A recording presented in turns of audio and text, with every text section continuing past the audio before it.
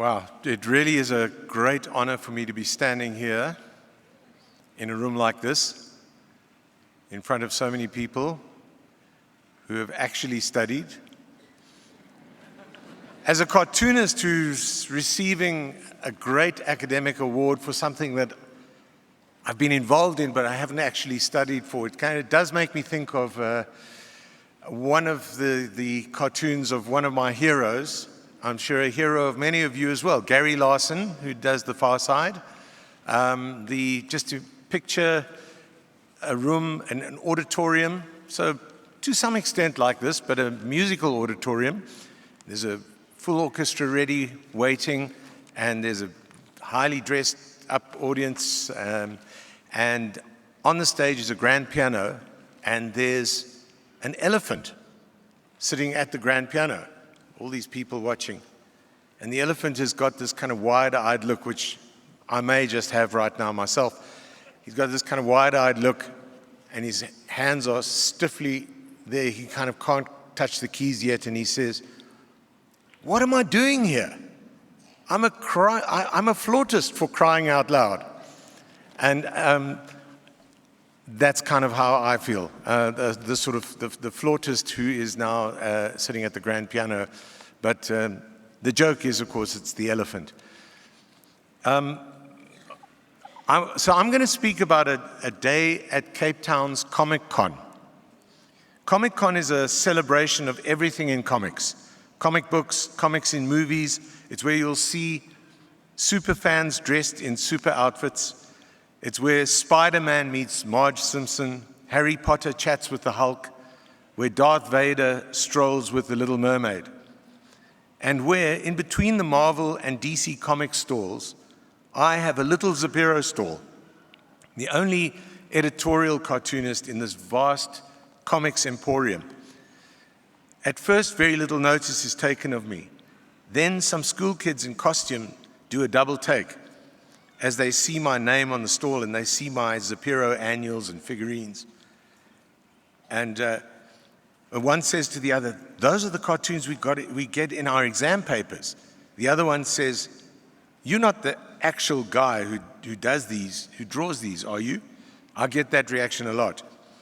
Once they'd established that I was the actual guy, they became quite animated and called a few of their friends over.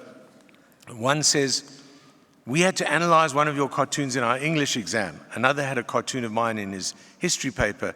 One says she got a cartoon in her art paper and wasn't too thrilled because she wasn't quite sure she got the cartoon.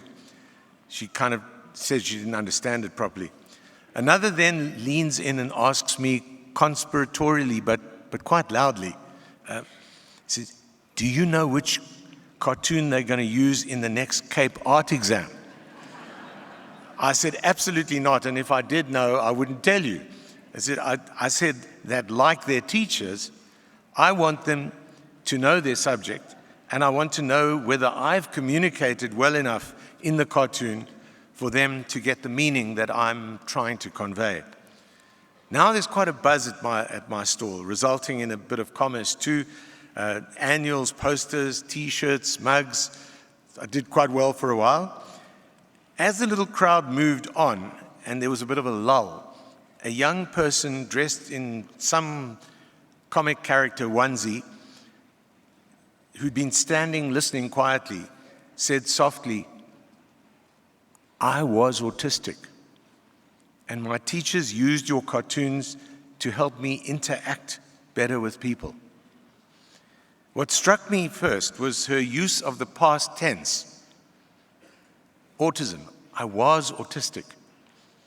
I didn't imagine that autism was something one could overcome in that way or move beyond, let alone that the teachers in her particular institution regularly used my cartoons because of my strong use of expression and body language as a means to help people on the spectrum to emote more easily.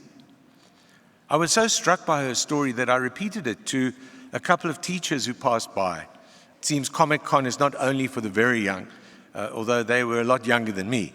And lo and behold, one of them turned out to be teaching at an institution that used my cartoons in that exact way that I had just heard about. The autism story and its confirmation made that a particularly momentous day for me. Though when it comes to my general interaction with young people, it is one day among many. I get huge satisfaction from my cartoons landing up in those exam papers and in textbooks and as classroom teaching aids in English, Xhosa, Afrikaans, Zulu, and other languages, and in history, art, life orientation, and economics. But it's certainly not just at primary and secondary level. It's just as exciting to find my cartoons used at tertiary level and even at postgrad level, which can be a little daunting. As a cartoonist, I often find myself speaking about a subject to a room full of people who know a lot more about that subject than I do. The thing is, what cartoons can do is to make unlikely connections, and that's where learning happens. The anomaly or the surprise is what makes a cartoon funny or outrageous or memorable. Surprise is everything.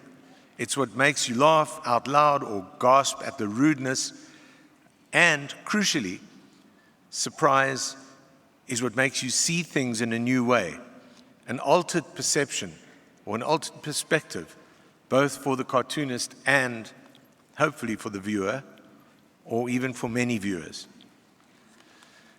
At tertiary level, my cartoons have cropped up in many disciplines. It's in fact so many disciplines it's hard for me to follow exactly.